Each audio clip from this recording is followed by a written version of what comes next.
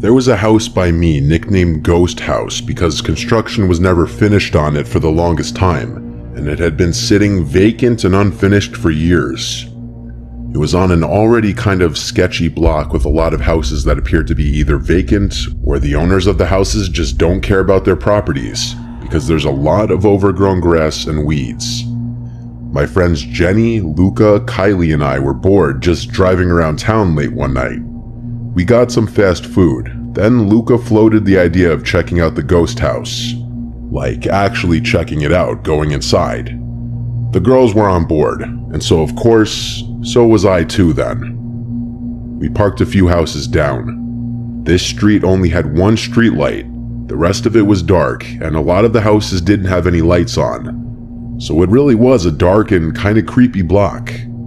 Like I said, the neighboring houses seemed abandoned too, even though they weren't due to cars being in some of the driveways. We were all sure to be extra quiet getting out of the car and walking over to the ghost house. Seeing this unfinished 2-story house in the dead of night gave off eerie vibes for sure. Next up, we had to figure out a way in. Of course, we tried the front door and it was locked. We then walked around the house trying every window until one of them slid right open. Jenny was the smallest, so she climbed in through the window and then went to unlock the back door for us. Only it was already unlocked, meaning anyone could have just walked right in. We entered the house that smelled like a mix of wood and some kind of rotten cat piss kind of smell. The first floor was a lot more finished than I was expecting, and it was pretty big with lots of rooms, but there was no furniture. We kind of all split up going different ways. I went up the stairs to the second floor, and up here was a bit more unfinished, with a lot of the wall framing exposed. I heard rustling around from downstairs, the sounds of my friends being a bit too loud, so I went shh really loud down the stairs. Upstairs was pretty empty, so I went back down to run into Jenny, who asked what's upstairs. I said it's a bit unfinished up there. She then proceeded to go upstairs and check it out anyway. I proceeded to look for the basement, and I found it beyond a brown door right under the stairs leading upstairs. As soon as I opened it, I got a whiff of that cat piss type smell I was talking about. I started walking down the steps, and as I got to the bottom, I could see the basement looked a little more decrepit than the rest of the house. The concrete floor was stained with some brownish, rusty-looking material. My first instinct was to think paint, but the color could also match blood. I looked around the mostly empty space and found in one corner a small wooden chair and a little table with a book on it. It was the Holy Bible. I heard footsteps coming down the steps. I said in a volume slightly above a whisper, "Yo, come check this out." When I heard no response, I turned around but didn't see anyone by the stairs. I said, "Who's there?" Then I noticed a girl sitting down, leaning on the wall. Only it took me a second to realize it wasn't Jenny or Kylie. It was some random woman with extremely long and messy hair looking right at me. Then I heard one of the girls upstairs screaming, followed by Luca calling my name saying, "Let's get out of here." The only words I could muster up were "holy shit," and I ran out of the basement and up the stairs. I saw my friends running out through the back door. I had no idea what they had seen, but I was right behind them. We ran back out front towards the car and didn't stop until we were in. I asked them as we started to drive away what they saw, because I saw some deranged looking woman come down to the basement. Everyone was talking over each other, but one of the girls finally managed to explain that they saw 2 men standing in one of the empty rooms on the first floor. They saw some dark objects on the floor in that room, but they couldn't find out what they were in those brief seconds before running away. They didn't get a look at their faces, but they were men based on their statures. I don't know what the hell was going on in that house, and if we ran into some satanic cult, or if we just ran into some homeless people. You couldn't pay me to ever go back to that house again. I don't live in that town or state anymore, so I don't know what became of that house. But based on the most recent Google Maps picture from 2019, it still wasn't ever finished.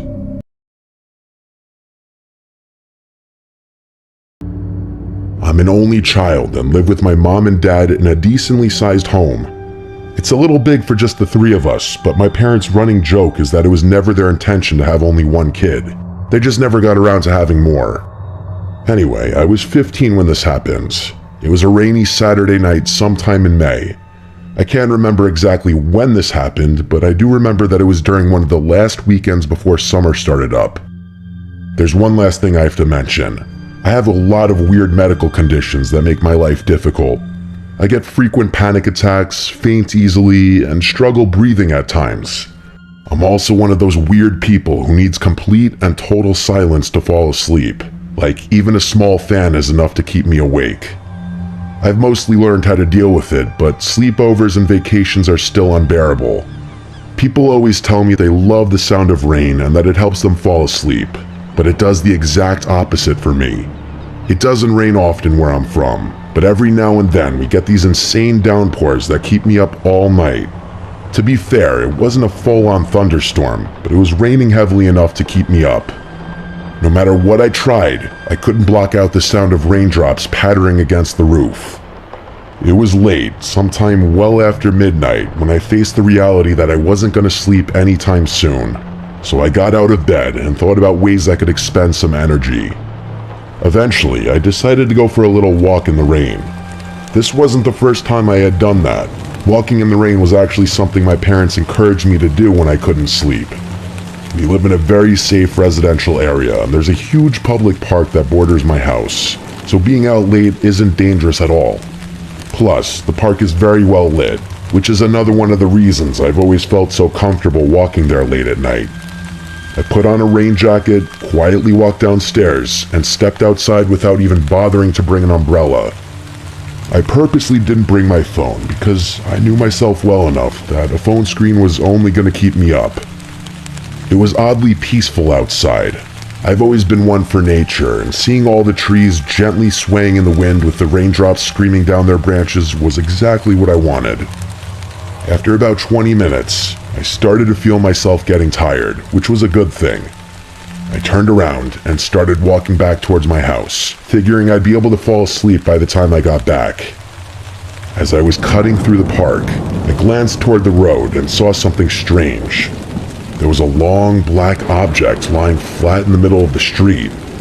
At first, I thought it was an oddly shaped garbage bag or something like that, but the more I looked at it, the more I realized what it was. It was a person just lying there in the middle of the street. They were face down too from the looks of it. I felt a sick feeling bubbling up in my stomach. The only thought bouncing around my brain was the likely possibility that they had been hit by a car and were injured. Or worse. There was no other logical reason why someone would be lying motionlessly in the street, especially while it was raining. As much as my gut told me to just keep my head down and continue walking, I felt like I had to do something. My parents raised me a certain way. If I see a person in need, I have to help them. So against my instincts, I started approaching the person in the street. As I got closer, I was able to make out what they were wearing. Black pants and a dark plaid shirt. Definitely not the type of attire someone would wear during heavy rain. Judging by the clothing, it was a man, but that's what I had already assumed. I'm not sure if it was the gravity of the situation or something else, but as I was walking toward the street, I realized for the first time that night how cold I was. Like the rain was lukewarm one second and ice cold the next, if that even makes any sense. As I was closing in on the road, a screech rang out from somewhere behind me. Instinct took over and I whipped my head around, adrenaline flooding my veins. It sounded like a howl, but slightly off. Like a wounded animal. That's the only way I can describe it. A quick scan of the tree line revealed nothing. The sound must have come from deeper in the park, meaning there was no imminent danger. Still, the sheer strangeness of it all had my heart racing. I had never heard anything like it before, and the lack of an explanation was what triggered that feeling of pure fear. But that feeling was about to get 1,000 times worse, because when I turned back around and faced the street, that person wasn't lying down anymore. They were sitting perfectly upright, staring at me. In that moment, everything started fading and my vision narrowed. The only thing keeping me from passing out right there was the muffled sound of 1,000 raindrops pattering all around me. Before I could react, that person stood up and started sprinting towards me with a demonic smile on his face. And what's worse, he was holding what looked like a kitchen knife. Up until that moment, I didn't know what it meant to truly fear for your life. I snapped out of my haze and ran as fast as I could in the opposite direction. As soon as I started running, I heard him yell, "I'll kill you," at the top of his lungs. The wet grass made it impossible to run at full speed, but my one saving grace was that whoever was chasing me would have to deal with the same thing. I didn't want to lead him to my house, so I ran towards the trees, hoping I could lose him in the park. That's where the screech had just come from, I know, but I didn't have another choice. I didn't look back once. I just ran like my life depended on it. And considering how insanely cracked out that guy looked, I think my life actually did depend on it. I ran towards the densest part of the park, hoping I'd be able to hide in there before he caught up to me. I didn't even know if he was still chasing me, but I didn't care. Part of me felt like if I stopped running, the fear would catch up to me and I'd pass out immediately. I made it into the woods, and right when I was about to throw up from exhaustion, I ducked behind a tree and tried to catch my breath.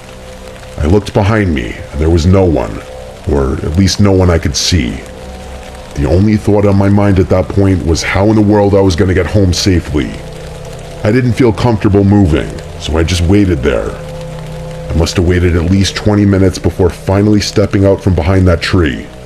I took the long way home, around the backside of the park and through this other section that spit me out a few streets away from my house. No one followed me. I finally made it home and collapsed on my bed, drenched and basically traumatized. I never got an answer for anything that happened that night. That howl is honestly what confuses me the most. I have a hard time believing it was somehow related to the man that tried to attack me, but it's just too coincidental. I think what happened is that guy heard the screech too, looked up, saw me, and then did whatever he did for whatever reason. As for his motivation, I have no idea. There's just crazy people out there. Maybe he was on drugs or something. I know it's not a real explanation, but I can't think of a better one.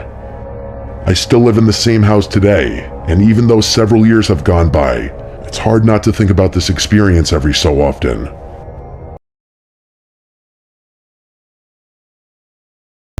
Until I was about 25, I lived in a beach town. My specific neighborhood was about a 20-minute walk from the beach. I'd say about 80% of my personality was beach-related. I've been surfing longer than I've been able to speak, and it would be an anomaly for me to shake out a pair of shoes and not have some amount of sand fall out. My two best friends, let's call them Armand and Chuck, were extroverted, outgoing, and charismatic. We were all 18 and very much obsessed with girls. It was a Saturday night in late May, just a few weeks before school let out. Senioritis had long since set in, and at this point, my friends and I regularly pushed the limits of how much we could get away with without getting in trouble. We already had our coveted college acceptances, so we didn't really care much about high school anymore. Armand and I had plans to meet up with two girls from our high school that we'd been getting along with really well at school. The plan was to pick the two of them up in the evening and enjoy a cool, breezy night on the beach. We had blankets and a few bottles of wine, the perfect combinations for stargazing on the beach. I don't condone drinking and driving to any capacity, but I was just a stupid kid. I arrived at Sophia's house just after 9. Her and Fran sort of walk-danced to the car. It was clear that they had a little something to drink beforehand. Armand and I exchanged some excited grins. It was going to be a fun night. I took a scenic route to a scenic beach. It was about a 30-minute drive. The whole time, the four of us were having a great time in the car, cracking jokes and talking about some mutual friends. At one point, Fran and I were having a very deep philosophical conversation about the nature of time and death and such. We were all very much enjoying each other's company. The specific beach I had chosen had a dirt path that you could drive a car up. From there was a more narrow sand path that we would walk. The path was actually pretty steep, but I had picked it because we were less likely to encounter any other people at such a secluded spot. Furthermore, this beach was further away from the main boardwalk, so the sky would be clearer for stargazing. I thought of everything. I parked my car as far up the dirt road as possible, and the four of us hopped out. Armand and I carried the blankets and wine. I'll fast forward through the boring stuff. After a few hours and an empty bottle, Armand and I found ourselves separating. He and Fran walked up the beach, and Sophia and I walked in the opposite direction. After being separated by a decent amount of distance and darkness, I threw my blanket down and we drunkenly fell asleep on top of it. Before anything happened, Sophia tensed up. At first, I thought it was something that I had done, but then she whispered something. "Do you hear that?" I focused my attention and strained my ears, trying to hear something other than the gentle crashing of ocean waves. I assumed she was just drunk, but then, to my surprise, I did hear something. It sounded almost like a whirring, like the sound a small engine would make. The sound seemed to be moving around. I couldn't pin down where it was even coming from. Then it seemed to fade away into nothingness. "It's nothing," I assured her, eager to resume what we had been doing. And that's what we did. Soon after, I fished my shirt from the sand and shook it out before throwing it over my head. Just then, Sophia, who was still lying on the blanket, shrieked. I whipped around to look at her and saw she was pointing up at something. I looked up, but couldn't see anything besides the blackness of the sky. I sat down next to her to get a better angle, and I was horrified. From her point of view, the moon was perfectly aligned with what appeared to be a drone floating directly overhead. It hovered a little while longer before zipping up into the dark sky and disappearing out of sight. It all made sense. That noise that we had heard before was 100% the drone. I got angry at myself for not realizing at the time. I then got sick at the thought of being watched that entire time. I glanced over at Sophia and could tell she had the same exact feeling. She put her head in her hands and started crying. I consoled her as best I could before suggesting we walk back to the car. The two of us made it to the car to find Armand and Fran already there. I quickly explained the situation. The two of them were dumbfounded, and I could feel the joy in the air literally being sucked out. I began driving in silence in the direction of Sophia's house, eventually trying to lighten the mood with some conversation. It didn't work though. The girls agreed that they didn't feel safe going home just yet. It was a Saturday night, so I didn't mind staying out late. I asked if we could hang out at either of their houses. They both shook their heads, saying their parents wouldn't allow it. My house was off the table for the same reason, as was Armand's. I decided to ask Armand to call up Chuck, which he did. Chuck's house was massive and his parents were super chill. It was honestly the perfect spot. To our delight, Chuck was free. I pulled into Chuck's driveway and parked the car. Armand and the two girls began making their way towards Chuck's front door, and I told them I'd catch up to them in a second. I needed a second to think about everything that had just happened. I was more shaken up than I was letting on, so I leaned my forehead against the steering wheel and closed my eyes in an attempt to calm down a bit. Honestly, those few seconds with my eyes closed really helped. Instinctively, I pulled out my phone, which I hadn't even touched since the incident. The screen lit up, and I stared at the single notification that sat on the display. I had to blink a few times to make sure I wasn't imagining it. My entire body froze as I stared in horror at the lone notification, "AirTag found moving with you." Every emotion that I had just expelled from my body came crashing back. We were literally being tracked. I snapped out of my paralysis and jumped out of the car, examining every inch of the vehicle. Nothing on the front bumper, nothing in the grille, and nothing on the back. I started getting desperate, checking the seats and flipping floor mats. Still nothing. By now, sweat was pouring down my neck, and I could feel the hairs on my arms and legs clamping up. I got on my hands and knees and began examining the underside of my car. I got to the tire on the driver's side and began feeling around the tire well. And there it was. It was literally taped to the underside of the well. Impossible to find if you didn't know what you were looking for. I held the tag in my hand for a few seconds before throwing it to the ground and smashing it to pieces. Whoever had watched us on the beach with that drone knew where we were. I didn't feel safe in Chuck's driveway all alone. I picked up one of the broken AirTag pieces and ran over to Chuck's front door. I told everyone what I had discovered, showing them the AirTag pieces to prove it. They were even more horrified than I was, especially the girls. They checked their phones and saw the same notification. Chuck was particularly pissed off because we had been potentially tracked back to his house. After the panic subsided, we spent the rest of the night in Chuck's basement and ended up sleeping over. A couple weeks passed and nothing happened. Honestly, my friends and I were glad to forget about the whole thing, assuming it was entirely in the past now. The only way we could rationalize it was that some creep wanted to watch some young adults hook up on the beach and track their car to scare them. It was chilling to think about, but we were relieved that the situation hadn't escalated. One Sunday morning, about 3 weeks after the incident, I got a call from Chuck. He screamed through the phone for me to drive to his house as soon as possible, which I did. When I got there, he was standing in his driveway with a concerned look on his face and some paper in his hand. I was confused until I realized what he was holding. They weren't papers, but rather pictures. I examined them more closely. Pictures of me from that night on the beach. They were grainy and dimly lit, but you could clearly see Sophia and I in revealing fashion. I was disgusted. I could only imagine how Sophia would feel upon finding out. Not knowing what to do, we called the police and explained the situation. They told us that there was essentially nothing they could do, but we insisted that they at least scan the photos for prints. They eventually got back to us saying the photos turned up nothing. Sophia was terrified that whoever sent them would try and blackmail her, and I feared the same. The experience was downright traumatizing. Luckily, nothing ever happened after that, probably because we had gotten the police involved.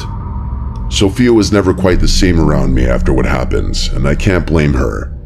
I can only hope those pictures don't turn up later in my life.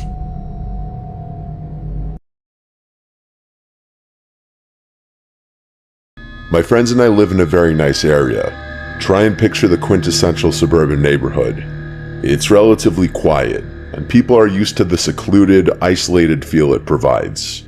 The last place you'd expect anything dangerous to really happen. With the exception of what I'm about to tell you, my town radiated the calming silence you'd eventually come to crave. This happened a few summers ago, and as much as I try to resist it, I will never be able to erase the memory from my mind. Anyway, my friend Chaz and I had always been those kids to try to cause trouble wherever we could. Looking back, I struggle to justify our behavior. I guess it was our teenage manifestation of a rebellious spirit or some shit like that. We lived on the same street and hung out after school every single day. Because our neighborhood consisted of nothing but very large houses and towering trees, we didn't usually have much to do on weekdays, unless we wanted to journey a few towns over. So we ended up making our own fun most of the time.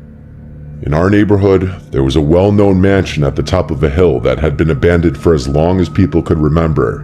It wasn't really special. Every kid who lived in my town had been inside. The rooms were essentially stripped of anything of value, and finding a wall that wasn't coated with multiple layers of spray paint was almost impossible. It was especially creepy because it stood at the edge of a massive cemetery. For Chaz and I, this cemetery mansion was a kind of default, a plan B if we will. If we had nothing else to do, we'd throw some graffiti up inside or just smoke and chill on the roof. This was one of those nights. It was like 3 a.m. on a Wednesday, and Chaz and I had just been flaked on by a couple girls that we made plans with. The two of us were kind of upset, so we figured chucking rocks at the cemetery mansion would be a decent way to release some energy. Had we been sober, we might have been more cautious about doing something so stupid. But it was late, it was summer, and we didn't care. I convinced Chaz not to drive. We were more than a little drunk. And after about a 20-minute walk, we crested the hill and were met with a familiar yet eerie sight. Vines twisting and hanging down the muddied bricks, most of the windows shattered, menacing points at the tip of the roof. Definitely a sinister feel, especially at such an ungodly hour of the night. Without warning, Chaz picked up a stone and chucked it towards the house. It sailed gracefully before smashing through one of the fourth-floor windows. It was difficult to confirm in the low light of the moon and surrounding streetlights, but the deafening sound of the shattering glass confirmed it. Gleefully, I picked up a rock and did the same, puncturing one of the second-floor windows. Before the mansion's fourth floor, there was a single small window, probably an attic, that stood lonely as the highest room in the house. Chaz challenged me to hit it. I missed a good 10 throws before giving up with an aggravated sigh. Chaz grinned, picked up a rock, and said, "Watch this." He took a long look at the tiny target and launched it. I watched in awe as the rock flew through the air, shattering the attic window with a satisfying crash. I was shocked. The two of us stood there for a second, admiring what just happened. Chaz was about to pick up another rock when I, still looking at the shattered window, saw a dark object fly out of the emptiness and sail down towards us. I literally jumped, confused as to what I just saw. Chaz and I looked down at the rock that had just landed on the gravel in front of us, the exact same rock Chaz had just thrown. It was easily recognizable, as it had a sort of Z imprint on one of the faces. The two of us stood there in silence, obviously a little shaken up. It was really late for other kids to be doing the same thing we were, but that was the only explanation we could come up with. We agreed that it must have been a group of teenagers trying to mess with us, an idea that actually excited us.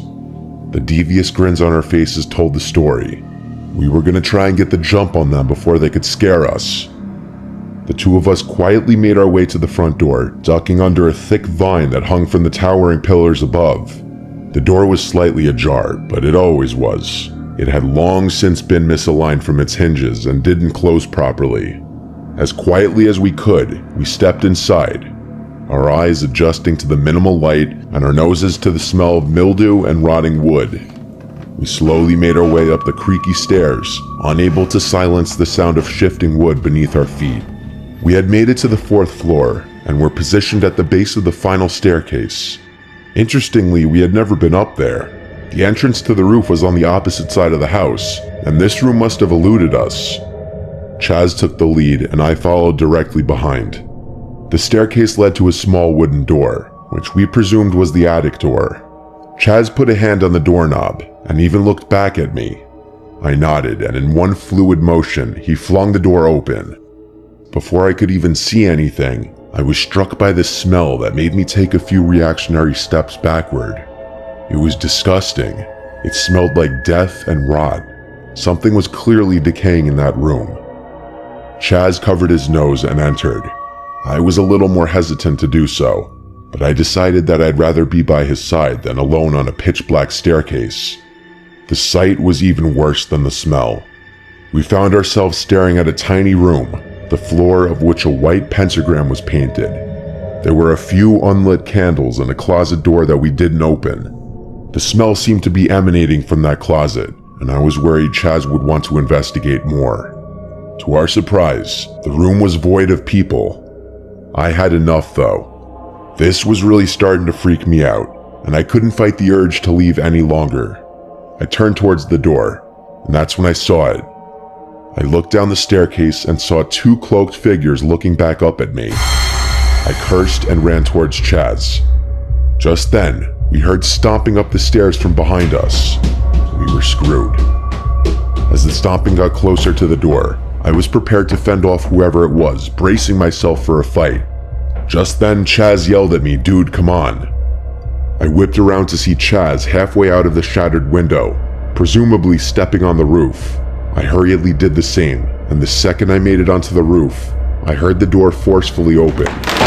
We ran across the roof to the entrance we knew about, not wanting to wait to see if we were being followed. Had the situation not been so dire, I don't know if I would have been able to go through with our plan. The darkness made it nearly impossible to see. One wrong step and we would have been sent tumbling to our deaths. I followed close behind Chaz, and we made it to the roof entrance. It was a little hatch that led to a ladder. Chaz failed to open the hatch up. It was locked from the inside. Just then, we heard a booming voice ring out from somewhere in the distance. "They went that way," yelled the freakishly deep voice. To this day, it was the scariest thing I've ever heard anyone say. Without thinking, I stomped on the hatch as hard as I could with my right foot, and it gave way and it crashed loud enough to reveal our position to anyone in the house, let alone someone chasing us on the roof. The force of the impact caused me to fall into the hole, and had it not been for my hands reflexively grabbing the ladder, I wouldn't have been seriously hurt. Chaz screamed at me to go, so I climbed down as fast as I could, trying to ignore the pain in my leg. The two of us sprinted down the other staircase and burst out the back door, jumping the fence and running into the cemetery. Chaz seemed to be fine. He was literally laughing. I, on the other hand, was so scared I could barely think. I never thought squatting behind a gravestone in a cemetery could be so comforting. Chaz and I maintained a watchful eye on the mansion, half expecting someone to be following us. We waited, and just when we thought the coast was clear, we saw a group of 4 or 5 cloaked figures circling the property, frantically searching under bushes and trees. The two of us crept closer into the cemetery until we were sure there was no chance we could be spotted in the darkness. We hopped the backside fence and haven't been back to that house since. I can only assume that we stumbled upon some kind of cult meeting or ritual. Why they decided to do it in an abandoned house is something I still ask myself.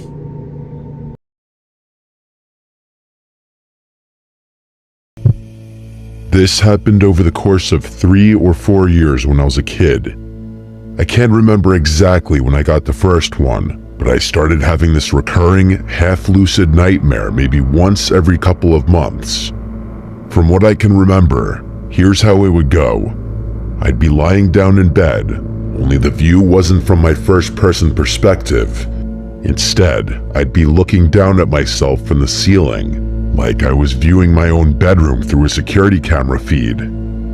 The out-of-body dissociation always freaked me out. I'd try to float or swim towards my body, but I was never able to move beyond swiveling my head to look around the room. I was half lucid, so I knew it was a dream, but that didn't make me any less scared. After calming myself down, I'd start noticing strange things about my bedroom. For one, the digital clock on my nightstand would always be counting in reverse. That was typically the first strange detail I'd notice. And once I noticed that, I'd start seeing other weird stuff. There were these drawings taped to random spots on the walls and dresser, like crayon drawings you'd expect from a kid my age, but I had no memory of ever making them. I wasn't the type of kid who ever drew much, so it wasn't like I had just forgotten about them. They always showed the same thing, a row of people holding hands, all smiling, with one smaller figure who I can only imagine was me. They were always standing in front of a house with a blue roof, but I can't remember much more about the drawings than that. The other detail about the dreams that still sticks out to me is an old toy train of mine that was always sitting in a different spot on my bedroom floor, which was significant because I had lost that particular toy years prior. Anyway, after analyzing my room for a bit, I'd get this unexplainable urge to look out my bedroom window. I'd glance over, and as if it were on cue, a man would appear just a few inches from the glass. He had short gray hair and what looked like a cut on his left temple. That's honestly all I can remember about his face. He would watch me sleep for a few seconds, then start clawing at the window like he was trying to open it from the outside. That's usually when I woke up. Sometimes I immediately ran to the window, and sometimes I was too terrified to even move. But I always ended up checking one way or another. I don't know what I thought I'd find. Maybe claw marks or a smudge from where his hand had been. But there was never anything there, or anyone for that matter. After the 4th time it happened, I finally told my parents. My mom told me that recurring dreams weren't that rare, especially at my age, and my dad chimed in to remind me that they were always just one room away if I ever felt scared. I nodded and acted like that helped, but it didn't. Not really. My dad could tell I was still scared, so he took me by the hand and explored the exterior of the house with me. There was no indication that anyone had been there. No footprints, no smudges on the window, nothing. Even so, that didn't calm my nerves as much as you might think. Keep in mind, this was about 1 year in, so I was having this dream roughly once every 3 months. It wasn't happening every night, not even close, but having the exact same dream 4 times definitely means something, which I knew even at that age. But after that 4th dream though, they just stopped. For a while at least. I went nearly 6 months without a single episode, and at some point, I let myself believe it was over. It all just kind of faded into the background, the way childhood fears tend to when life gets more normal. But then it came back. I have no idea what triggered it, but one random night I had the dream again. Everything was exactly the same as I remembered. The clock, the drawings, the train, everything. But there was something different about that dream that was scaring me twice as much as the earlier ones had. I couldn't figure out what it was. Everything was following the exact same chain of events. But then, as I was looking around the room, I realized what it was. My bedroom window was open. As soon as I saw that, I woke up. There was a period of maybe 5 minutes where I couldn't move. Complete and utter sleep paralysis. And it wasn't a passive sleep paralysis either. My brain was screaming at me to check the window the entire time, but I couldn't drag myself out of bed no matter how much I tried. On top of that, I felt significantly colder, as if cold air was blowing through my bedroom window, which I was convinced was wide open. Those 5 minutes were unlike any kind of fear I have ever experienced. All I could think about was how that man was moments away from climbing through my window, yet there was nothing I could do about it.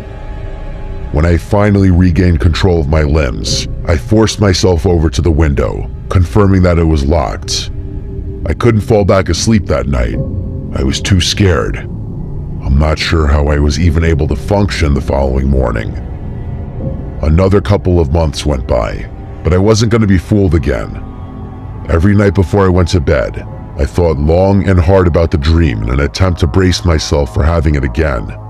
I'm not sure if this logic tracks, but I was hoping that keeping the dream on my brain would help me not get too scared should I have it again. To my surprise, that technique actually worked. The next time I had that dream, I wasn't even half as scared. I didn't even bother checking the window after waking up. By the time I had it again, I was barely scared at all. Still, something about it lingered. Not in a scary way, but enough to make me want to bring it up to my parents again. Maybe it was the way I explained it, or maybe it was because I was slightly older. But for whatever reason, they actually paid closer attention this time. I tried to provide as much detail as possible, something I hadn't done before. As I was getting to my description of the man, my parents' demeanor shifted. Not too dramatically, but enough for me to notice. Specifically, it was right as I was telling them about the cut on his forehead. Before I could even finish, my dad cut me off and asked if I was sure about the cut. I told him I was, and he looked over at my mom like there was some unspoken detail that I wasn't aware of. I asked my parents what was going on, and they assured me that everything was fine. Not wanting to upset them, I didn't inquire further. But from that point on, I started wondering if there was more to the story. As it would turn out, a few days after that conversation, my parents sat me down and came clean. It wasn't some dramatic reveal or anything. They just said there was something they wanted to tell me. My mom did most of the talking. Apparently, when I was really little, like too young to even remember, there was a man named Brian who used to watch me sometimes. They always referred to him as Uncle Brian, but he wasn't actually family, just a close friend of my dad's from college. I guess he was around a lot when I was a baby and a toddler, especially during the times when both my parents were working full-time. But something happened. My dad didn't give details, just said that there was a falling out between them, bad enough that they completely cut ties. He said he forbade Brian from ever coming near our family again, specifically from coming near me again. That was the end of it. I asked what caused the fallout, but they wouldn't tell me. They just repeated that it had nothing to do with me and that I didn't need to worry. The only other thing they told me, and this is what gave me a sick feeling, was that Brian had a noticeable scar on his forehead from a car accident he'd been in years before I was born. They didn't connect the dots out loud, but they didn't have to. I was old enough to make the connection myself. Later that night, after my mom had gone to bed, my dad lingered in the living room with me a little longer. I could tell he wanted to say more, like he hadn't been totally satisfied with how the conversation went earlier. After a few moments of silence, he told me his theory. He said he thought the dreams were my brain's way of processing something buried really deep, some memory from when I was little, before I could even form full sentences. He mentioned how close I apparently used to be with Brian, how I'd cry when he left the house, how I always wanted him to be the one to read me to sleep. My dad said he couldn't think of any other way I'd know about the scar on Brian's forehead. I didn't know what to make of that. I had no recollection of this Brian person whatsoever. Even now, I still can't recall a single memory with him in it. I had no choice but to move on with my life though, recurring dream or not. Another handful of months passed. I'm doing my best to describe the timeline as accurately as possible, but it's hard to remember exactly how much time passed in between each dream. That said, the frequency decreased after talking to my parents. I had the dream only once or maybe twice within the next year, but things took a very dark turn sometime in year 4. One night after waking up from the dream, I glanced over at my window, just out of habit, and this time, I actually saw something move. It was just a flicker, but I was 100% sure something had just moved from right outside my window. And just like that, all the fear I had spent years trying to prevent came rushing back. It was actually worse. I jumped out of bed and screamed for my parents, who took me very seriously. My dad sprinted outside in his bare feet while my mom held me tightly. Eventually, my dad came back and started whispering stuff to my mom. They told me to stay put while they called the police. I listened to them and stayed in their room, although I don't remember ever hearing any sirens or other voices besides theirs that night. My dad insisted everything was fine and that the police were going to take care of things. The next day, he confessed to me that he had seen what he thought were extremely faint footprints underneath my bedroom window. I asked him if he thought it was Brian, and he said that was impossible, since they had moved and Brian didn't know where we lived. My dad promised me that nothing bad was going to happen ever, and he would turn out to be right. I never had that dream again.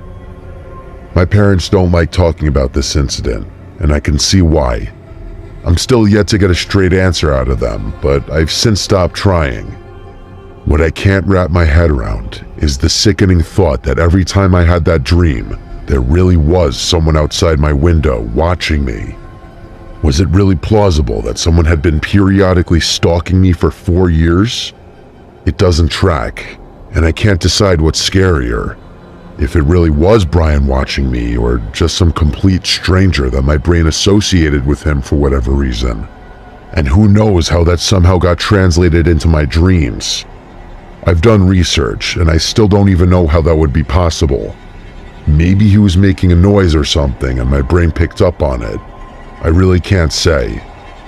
What I can say is that I'm 95% sure my parents never called the police that night. That's something I will likely never get an explanation for. I'll most likely never get any answers regarding this experience since it happened so long ago. But if I do, I'll send an update.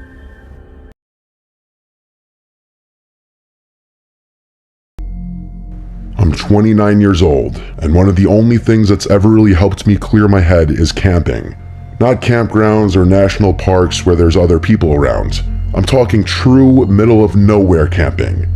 I grew up in Northern California, and I've spent the better part of my adult life learning to find those remote little pockets where you can still feel like the only person left on Earth. This story took place a few months ago. I had just broken up with my ex, and let's just say I was going through it. I needed to be alone. So one day, I just packed up my truck and headed out. I didn't have a specific plan. I just threw some gear together and decided to go back to a quiet riverside spot I'd stumbled across once before. It wasn't an official campsite or anything, just a little bend in the river you could reach if you followed this barely there dirt road past a whole lot of nothing. I got there sometime in the late afternoon, but the second I turned down the dirt path that led to the river, my stomach sank a little. There were already 2 trucks parked near the trailhead, one gray and one white. I couldn't see anyone around, but just knowing other people were out there kind of killed the vibe for me. I hadn't driven all this way out in the middle of nowhere to interact with people. I sat there for a second, debating whether I should just turn around and find another spot.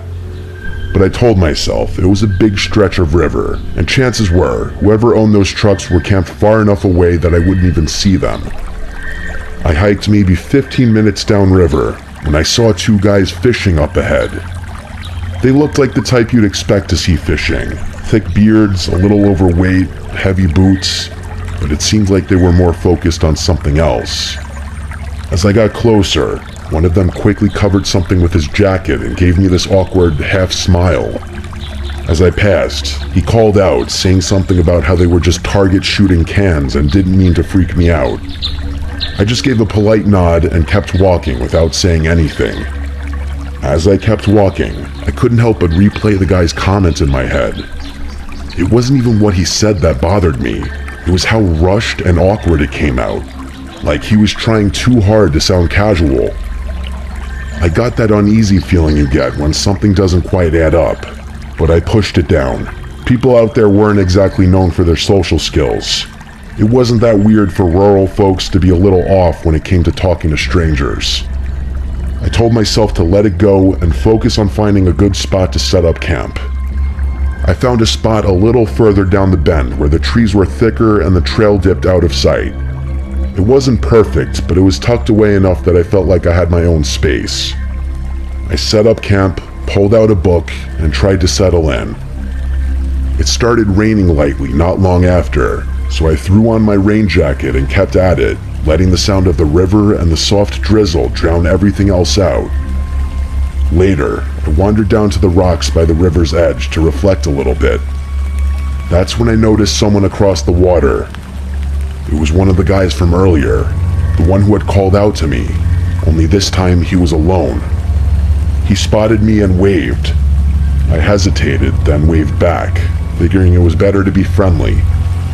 He yelled across, asking for my name. I don't know why, but I shouted back my real name, Anisha, without really thinking about it. He stood there for a second after I answered, then pulled something out of his jacket. At first, I thought it was a phone, but then I realized it looked more like a disposable camera. Before I could even process it, he held it up and took a picture of me from across the river. And then, without another word, he just turned and started walking back up the riverbank like nothing had happened. I was beyond creeped out. The weird speech patterns and mannerisms were one thing, but taking a picture of me, that was next level strange. I headed back to my campsite and just figured I'd stay put for the rest of the night. After the sun went down, I crawled into my tent and tried to get some sleep, but my mind wouldn't shut off. I kept replaying the breakup in my head, picking apart every word, every mistake, every what if. I don't know how long I lied there like that, just listening to the river and the light patter of rain against the tent. At some point, though, I started hearing something else. Faint, uneven sounds, like someone stepping carefully over wet ground. At first, I tried to convince myself it was just the rain or some animal, but the longer I listened, the clearer it became. Footsteps, circling the campsite, and the second I made that connection, my stomach dropped straight through the ground. I didn't even have to wonder who it might be. I'm no fool. I never go into the woods alone without protection, and this was no exception. I didn't hesitate. I grabbed my handgun from where I kept it tucked by my sleeping bag. Then I unzipped the tent and stepped out into the rain. My heart was pounding so hard I could hear it in my ears, but I needed to stay calm. I clicked my flashlight on and swept it across the trees, and there he was. That creep from earlier, standing a few yards away, half hiding behind a tree. He wasn't smiling or scowling, he just had this blank expression on his face like he wasn't all there mentally. The scariest part wasn't his demeanor though, but the fact that he was holding a small axe in his left hand. For a second, I couldn't move. All I could think about was how far I was from anyone, how nobody would even hear me scream if it came to that. But somehow, I managed to raise the gun and level it at him. I forced my voice to stay calm, even though every part of me was screaming. As sternly as I could, I said, "Leave now or I'll kill you." His facial expression didn't change at all. It was like my words meant nothing to him. After a few seconds of silence, he mumbled something about how his friend Ivan had discouraged him from coming to find me, and that he had to take care of Ivan. I didn't wait for him to say anything else. I fired a shot straight into the trees above his head. He stumbled a bit, clearly not expecting me to do that. I leveled the gun at him again, a little more confident now. I told him it was his last chance and to drop the axe. He did, and a huge wave of relief washed over me. But I wasn't out of the woods yet. I told him to take his shoes off so that he'd have trouble following me, and then made sure he didn't have any other weapons on his person. Once I was sure he wasn't armed, I told him to go to my tent and grab my gear. I watched him like a hawk as he fumbled with my stuff, forcing him to toss it all out into the open where I could see it. I packed the essentials as fast as I could, never letting him out of my sight. I jammed the axe into my backpack and made sure I wasn't forgetting anything. I'd have to leave the tent behind, but that was a small price to pay for staying alive. I then grabbed his shoes and threw them as far as I could into the darkness, and I told him to walk in the opposite direction. I kept the light on him the whole time, and the moment he walked far enough out of sight, I turned and started hiking back up the river as fast as I could. That was the scariest part of the whole encounter, stumbling through the pitch-black forest in the rain with a potential murderer behind me. I wasn't sure if he was following me, but I didn't care. I just kept going, trying to use the flashlight as minimally as possible. Both pickup trucks were still in the pullout when I finally made it back to my car. I didn't stop though. I threw everything in and sped out of there. When I got cell service back, I called the police and reported the whole incident, describing my location as best as I could. A few months have passed since then, and I'm not sure if anything ever came of it, but I'm not going out of my way to find out. What still scares me most about the whole thing is that comment he made about his friend Ivan, that he quote-unquote took care of him. I really don't want to think about what that means, but there's only so many explanations. I'm just glad I was armed. I could have easily lost my life that night if I hadn't been.